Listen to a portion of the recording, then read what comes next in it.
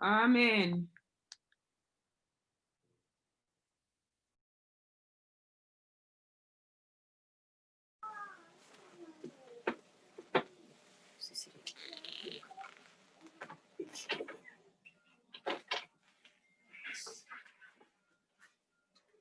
Happy Sabbath, church. Sabbath. Happy Sabbath. Happy Sabbath. Are you able Happy to? Sabbath.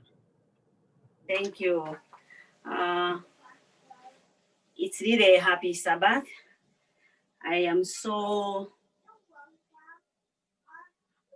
happy to be here today. I would like to thank the Almighty God for the privilege to stand before you people today, this afternoon. And I also want to thank the Church Board of Malawi Church, the Elders Council, to ask me to be the vessel of God today. I don't take it for granted. There are so many people who can speak, but you thought today has to be my day. I want to thank all of you who have joined us in this worship today. From here, Malawi, I want you to know that I really appreciate and I am so thankful. My thanks go to the Mawinjiri family for the special songs. I really appreciate that. You have really made this worship spicy. I also want to thank all those who have taken part in this service, starting from Sabbath School, and then the children's story, Mrs. Cynthia Mazunda, song service, Mrs. Chitaya, chairperson, Elder Kuenda, and the first prayer, Mama Nkosi, my mother. Ofatore Ndumbuane Wineke. And the scripture reading Mwamuane Cecilia. I want to thank you people for taking part. And also, I have special thanks to the following men and a lady who, in the midst of their busy schedule within the week, they thought about me and spare their little time to give me a phone call just to talk with me and encourage me as I'm preparing for this and pray with me. I don't take it for granted. Your words of encouragement, your call, and your prayers have taken me to this time. I would like to thank you for that. Dr. Virima, you called me and prayed with me. Pastor Soko, you prayed with me, you called me. Elder Kumwenda, you called me and prayed with me. Elder Swande, Pastor Shimamchere, and my Nkosi. I really appreciate. We are living in a busy world, but you thought to say, oh, before this day comes, we need to talk to this lady and help her. That really meant a lot to me, and it gave me an encouragement to come up to this time. I'm not going to take much of your time. I have a bunch of papers here, but it's gonna be expressed and it will be done before you know it. Positioning yourself to receive God's blessings. For every achievement one makes in life, there are some efforts made towards that. There are some steps which need to be followed in order to achieve it. If you want to earn an academic certificate or a degree, you must be in class. Not only be in class, but you have to work hard in class. If you want to have an abundant harvest, you have to be in the garden and work so hard there. If you want to be a citizen of heaven, when Jesus comes to take his own, then you have to be a faithful Christian on this earth and serve him faithfully. It is with the same concept that today we want to discuss about how to position ourselves if we are to receive God's blessings. Let us pray. Our Heavenly Father, we invite you at this hour to be with us as we share in this way. We ask Lord to help us. Be on my time. Let your people see you, not me. Remind me everything that you want your people to hear and make me forget what you don't want them to hear. For I pray in Jesus' name, amen. Positioning yourself to receive God's blessings. One may ask, how do I position myself to prove that I'm ready to receive God's blessings? To say the fact, God's blessings will not come to us unless we are ready for them. For us to receive blessings, we need to position ourselves. We need to follow some steps which will lead us to godliness. Today, we will discuss 5 steps which has to be followed before God is convinced that we are really ready for his blessings. Things that are done are supposed to be done in preparation of God's blessings. Number 1, we have to reflect.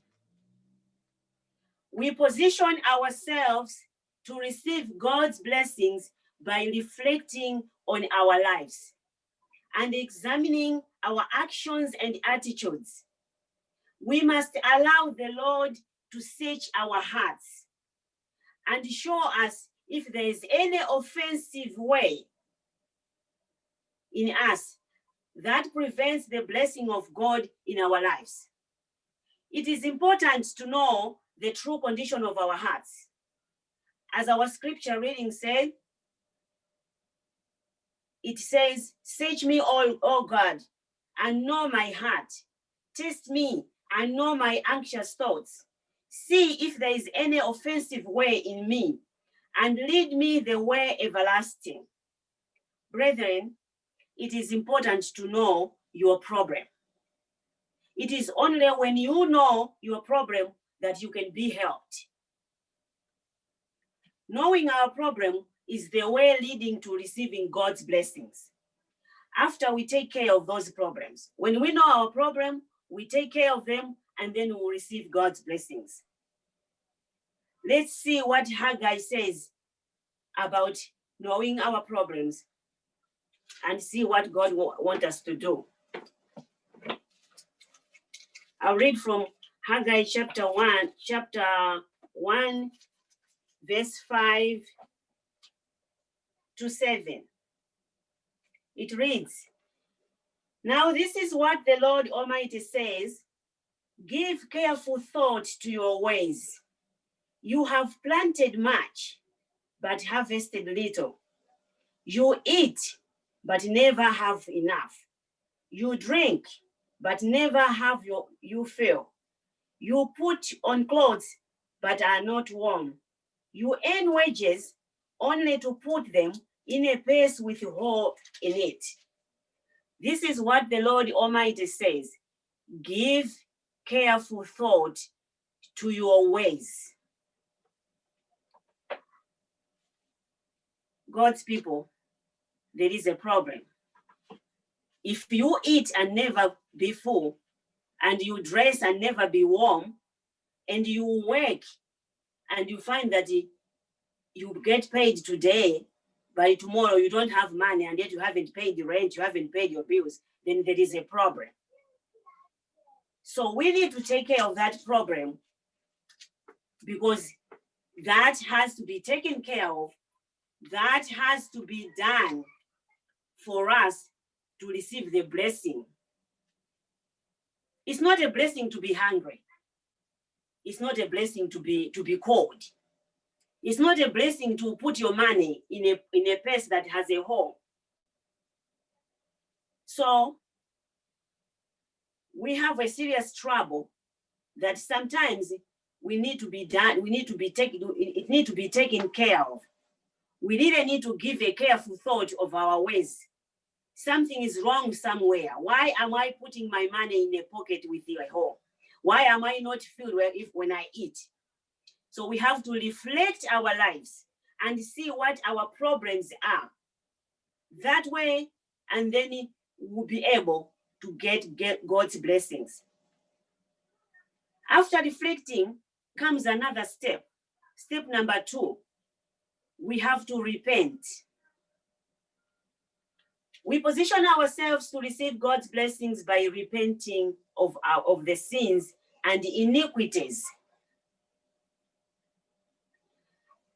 The Lord has revealed to, when you were reflecting your life, God has shown you, has revealed to you, has found what is wrong with you. After asking him to say, search my life and tell me if there is any shortcomings.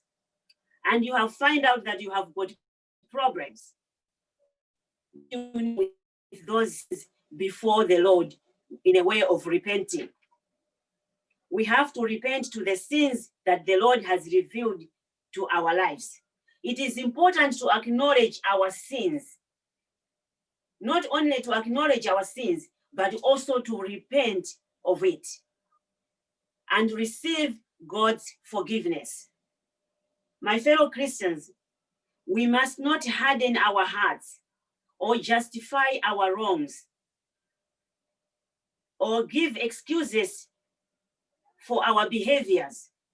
We need to be humble and accept our shortcomings. You know what, brethren? We have an impact to the welfare of this world. As Christians, we have an impact to the welfare of this world. God can bless this world, or he cannot bless this world because of us Christians. If we can read from 2 Chronicles chapter 7, verse 14, it says more on the impact which Christians have on this world. 2 Chronicles chapter 7, verse 14. I'll read. If my people, this is God speaking. If my people, we are all his people in this world, but he has his people who are specially called by his name. If my people who are called by name, I need an answer on that one. Who are the people that are called by his name?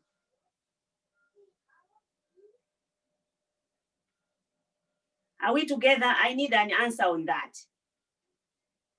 Who are the people who are called by his name? Pastor Soko.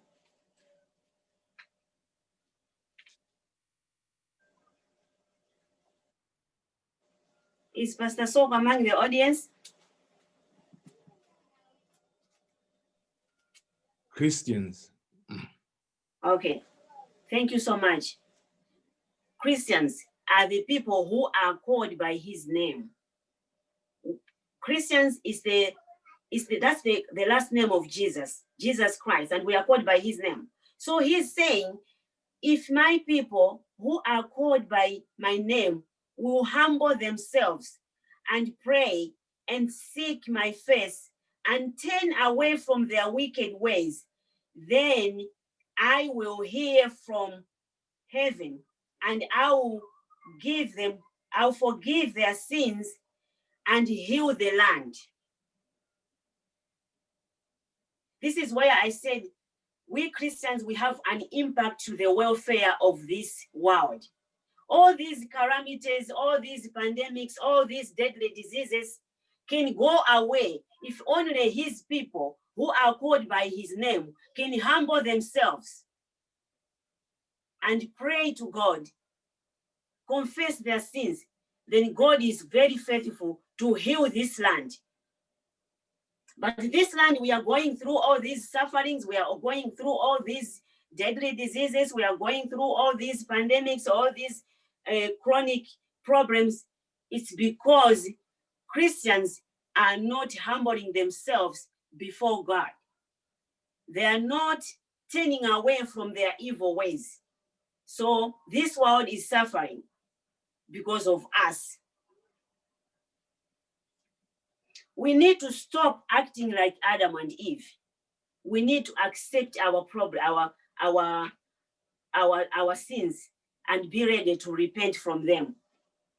Stop putting arguments. Stop putting excuses like Adam and Eve when they sinned in the Garden of Eden, when God was asking Adam, what have you done? And then he said, it is the woman. Instead of just accepting it, he started putting the blame on the woman. And you ask the woman, he says, it is the snake. We need to stop that type of life. We need to have a spirit of accepting our shortcomings and be able to humble ourselves and kneel down to ask for forgiveness from God. We need to have a spirit of David. David reflected his life and he searched his ways and he asked God to forgive him. Psalms 32 verse 5 says, then I acknowledge my sin to you and didn't cover up my iniquity. I said, I will confess my transgressions to the Lord. You forgave the guilty of my sin. And then Psalms 51 verse 1 to 3 says, have mercy on me, O God, according to your unfailing love. According to your great compassion, blot out my transgressions, wash away all my iniquities, and cleanse me from my sins. For I know my transgressions. My sin is always before me. Our sins will always follow us if we don't repent from them. If we don't confess, our sins will always follow us. Unless we repent, Our sins will always before us, will always be before us. We need to ask for God's forgiveness. Now, after reflecting our lives, and then we find out our problems, and then we repent and ask for God's forgiveness, there comes a third step in our life, still to make us ready to receive God's blessings. Step number 3, we have to release. We position ourselves to receive God's blessings by releasing the guilty and condemnation from our hearts. Once we have repented and received the forgiveness of God, we must not continue to carry the burden of guilty conscience. Once the Lord says, I have forgiven you, you are released from that sin. No one else is going to condemn you for that. You have been redeemed, you have been released. Amen. God has promised not to remember anymore, and we must accept his forgiveness and move on with our lives. This is where I have a problem. We have to move on with our lives and talents that the Lord had given to us to serve him and glorify him. We must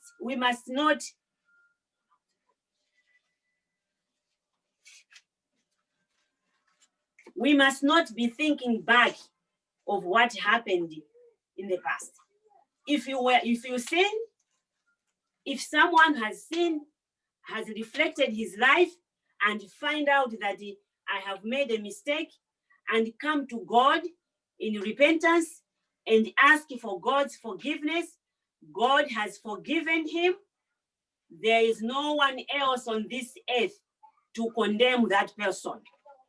That person has been forgiven, and forgiven for good. We have a problem in this world whereby we people who take ourselves to be judges of the earth, we keep on reminding people of their past. We are not supposed to remind anybody of his past. God has forgiven them. He has forgiven them.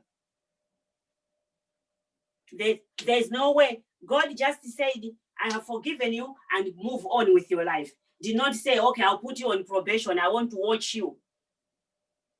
I should give you time to see if you have really changed or not. No. So if someone sinned and come back to God, he wants to start doing what he was doing before. We are not here to judge and start saying, oh no, this one, don't give him this, or don't give him that. He has got a bad reputation, or whatever. No, God says, I've forgiven you, you are good to go. Amen. Immediately. There is no probation. So when people come to God and confess their sins, who are we to remind them of their past? Who are we to be calling them to be calling them names of their past wickedness? We have to. If God was acting like that, he would have not used the people like Paul. So Paul had a bad past, but God changed him, made him to be his vessel. He was one of the faithful apostles. He never reminded him of the past. So we are not here to remind anybody of their past. Let's accept them the way they come.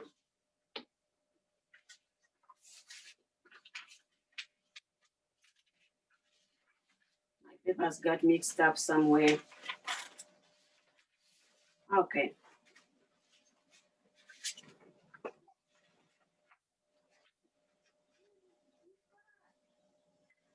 After you have been released and you are free to do God's work, you are free to go without any hesitation. People of God, God even said in the Bible on Philippians chapter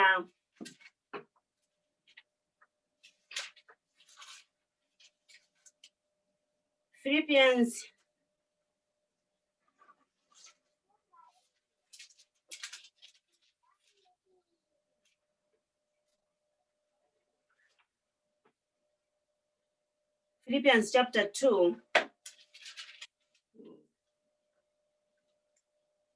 Sorry.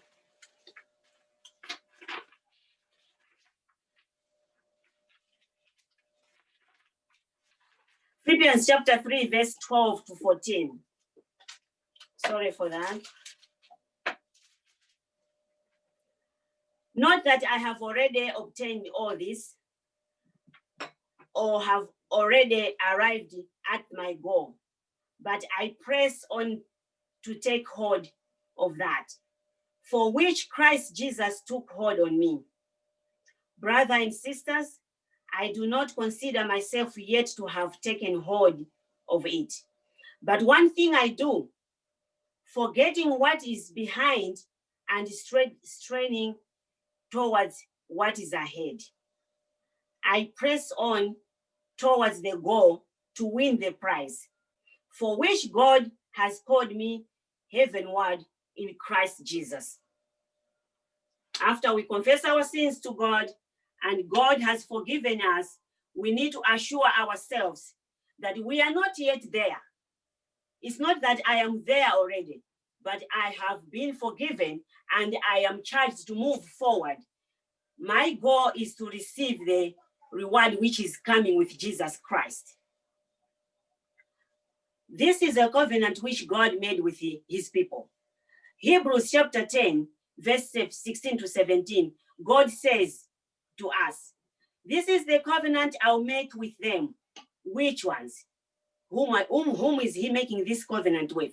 He's making this covenant with the people who reflected their lives, repented their sins, asked for his forgiveness, and he forgave them, and they are now moving on with their lives. He says, after that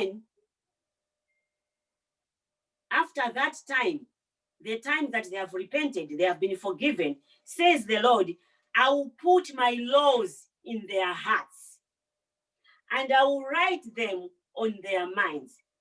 It is God's duty to take care of the people who came to him with the spirit of repentance, not our duty. God says, I will put my laws in their hearts and I will write them on their minds. He will always remind them of doing the good things. It's not for us, because if it is for us, we'll keep on reminding them of their past, which God doesn't want. Then he adds, their sins and lawless act, I will remember no more. God is going only to write the laws in their hearts and write them on their minds. He will not write their wickedness in their hearts. So if we ask God for repentance, let's be assured that he has taken care of us and he will remind us of all the good things and he will never remember whatever we did bad. Who are we to remind people of their past? Christians, we need to be very careful, or else we might be taken as judges of this world, as judges of people, as judges who are making other people to fail to go into God's work because they are afraid that we're going to remind them of what they did in the past. We are not comfortable. They are not comfortable to be with us because they are not sure if we have really forgiven them. God has forgiven them and he has forgotten about that. But us, we are still keeping it on by reminding them. Even in families, if you are to receive a blessing and you are asking God to bring back someone who has gone astray, whether your children or your wife or your husband who has gone astray, and you are asking God to bring them back, the blessing that you are asking is to bring your husband or your child or your wife back. You should also be ready to forgive them. Because if you don't forgive them, then it means you are not ready for that blessing. God will not bring back someone to us whom we are not ready to forgive them. God will not give us the blessings if we are not ready to forgive and forget the wrongdoings of the past. After all that, repentance, release, then we have to recover. We position ourselves by recovering the blessings, by recovering what we lost due to our sins. When we sin, we lose a lot. When we sin, we lose our heavenly, I'm failing to put which word is better to put. Not blessing, but our heavenly, like we have been only, since Christ died for us, we have been given that ulemerero wakumwamba. But now when we sin, we fall, and then we are out of that heavenly blessing that God has for us. But now when we repent and come back to him, we gain back those things. Our heavenly joy. We recover the joy of salvation once again in our lives.